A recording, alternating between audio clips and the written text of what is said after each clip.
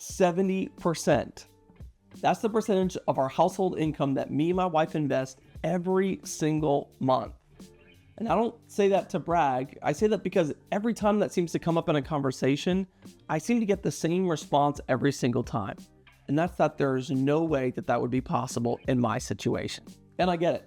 Everyone's in a different season and has a different set of circumstances that kind of put guardrails around how much you can invest on a monthly basis. But what I want to do today is just pull back the curtain on mine and my wife's circumstances to be able to show you exactly how it is that we invest 70%. Because the truth is, it's not about your income. Me and my wife as a household make the household average income for our area. So it's not about our income. It's about creating this lifestyle of habits that allows you to save and invest in a prudent and wise way. And what genuinely surprised me as I kind of went on this adventure of trying to understand my personal finances is that the Bible teaches us everything that we need to know. Listen to this verse from Proverbs 21, verse 20. It says that precious treasure and oil are in a wise man's dwelling, but a foolish man devours it. In this verse, that word devours is not a passive word. It's an active word. And really, when I look at America and the struggles that the average household has, I see a lot of devouring of our income.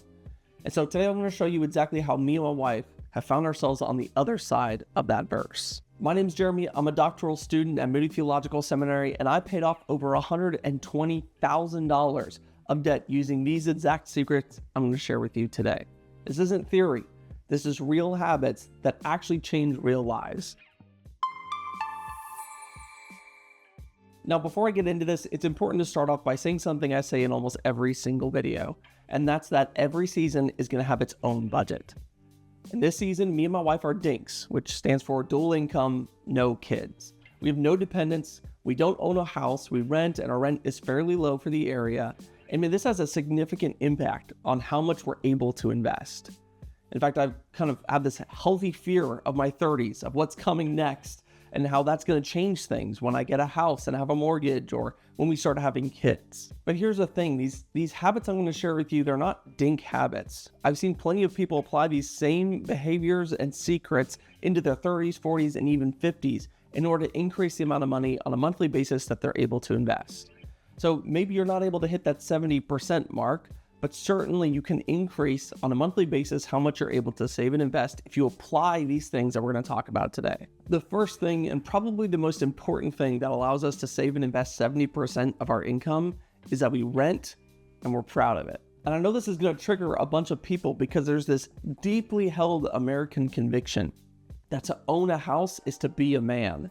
To own a house is to be a full-grown adult. If you want to be a mature person and handle your finances well, you should buy a house. But the reality that people don't really talk about is all the implications, the negative implications on our financial journeys that buying a house comes with. When you buy a house, you're not just responsible for the down payment. You're responsible for the mortgage, the taxes, the insurance, the HOA fees, and very significant factor that people don't consider is you're responsible for every single thing that breaks in that house. The math that most people aren't willing to do is comparing purchasing a house with renting. And the reality is when you do that math, it's very apparent that when you rent, it saves you a heck of a lot of money on a monthly basis that you can use, if you're wise enough, to save and invest in your future. And in a high interest rate market, what has blown my mind is that the difference between what we spend on a monthly basis renting and what we would spend on a monthly basis purchasing a house literally can fund our retirement. That amount of money, because we're investing it wisely, is literally going to fund so much of our retirement. And this biblical, prudent, and wise way to live is not to say that God is against home ownership. Not at all. In fact, Proverbs 21:5 tells us that the plans of the diligent lead surely to abundance, but that haste leads to poverty. Buying a house for me and my wife is a part of that abundant life that we're looking for. We are saving and investing slowly and wisely in order to get to that point where we can live in this abundance by purchasing a house. But buying a house before the math makes sense isn't diligent and it isn't prudent. Instead, it's something that we do out of haste because we really, really want this American dream. So the first thing that allows me and my wife to save 70% of our household income is that we're choosing to rent and we're loving the journey. The second secret is that I do all of my own home maintenance. And I know what you're thinking, aren't you a renter? Isn't your homeowner responsible for that? And that is the case. But what people don't often talk about is even as a renter, being able to do your own maintenance comes with serious reward and benefit. The first benefit is that you learn how to own a house. That by the time me and my wife actually purchase a home, I'll be able to do the floors, I'll be able to fix the piping, I'll be able to have experience with these home maintenance projects that I've done while we're renting that can easily apply and help us save money when we own. But the second reason why it's still valuable to do your own maintenance when you rent is that it saves your own money. We've been renting from our landlord for 4 years, and over the past 4 years, he's only increased our rent once.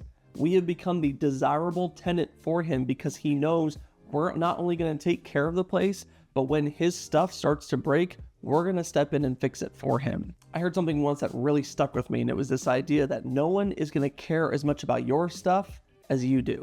A landlord has a dozen units, a contractor has a dozen clients, but you live in your home and you want it to look nice and you want it to function properly. And so when you are able to step in and learn how to do simple things, fixing up the place, trying to make sure that you're able to step in and solve problems on your own, you are going to put the attention to detail into place in a way that the contractors and your landlords simply won't. But before you get insecure and feel like you're insufficient and unable to do this on your own, the search box is right up there. It is amazing what you can learn on YouTube. If you're able to search the right questions, I have repaired the piping underneath our kitchen sink. I've repaired our toilet multiple times. I've reinstalled doors that have fallen off. I've replaced LVP flooring. There's so many different things that we can do if we simply look to YouTube to teach us how to do these things. And it's just amazing how much you are able and capable to do. Now, I'm not saying that I never call my landlord, and I'm not saying there aren't certain jobs where we've had contractors come in and repair on their own. And certainly, if you are a renter and a tenant, it's important to make sure that you get written permission from your landlord anytime you agree and hope to do your own repairs. Otherwise, you could be liable for a lot more than just the damage that you might cause. So there are certain things that need expertise. They need professionals to come in and repair them on their own. But there's this tendency that we have naturally that says that if there's a problem, I have to go to my landlord. And simply having the boldness to ask the question, I wonder if I can do this on my own, can save you thousands. The third secret is that we use buy nothing Facebook groups. Okay, this is either going to make you judge me as a cheapskate or a genius, and I'm not sure which one yet. But me and my wife have furnished almost our entire living room based off of buy nothing groups. I'm talking about couches we've gotten, desks, a dog bed, a lamp, a console table, a TV, an ottoman, hundreds of books, all for free off of Buy Nothing groups. And if you're not sure what I'm talking about, Buy Nothing is a Facebook group that you can join in your local area. They have them all across the United States. And you can join, and basically it's this group where people will just post a bunch of the stuff that they don't want anymore and don't want to bother trying to sell on Facebook Marketplace, and they'll just give it away for free. And to be honest, some of these groups are much better than others. Because these groups are based on your local area, if you live in a less affluent area, sometimes it's just filled with junk that nobody would ever want. But where me and my wife live, we live in a high cost of living area where there's a lot of affluent families. And man, the things that people post is just ridiculous. We see couches that people post and literally comment that this is a year-old couch, it's out of style now, and we need to buy a new one. And I can't help but think about our verse that we talked about earlier, Proverbs 21:20, that a fool devours. And this is exactly what devouring looks like, but I'm certainly keen to take advantage of their devouring as I save money on buying furniture for my living room. If you're enjoying this video and you want to hear about the rest of the secrets that allow me and my wife to save 70% of our income, click right here and we'll go through the rest of the content together.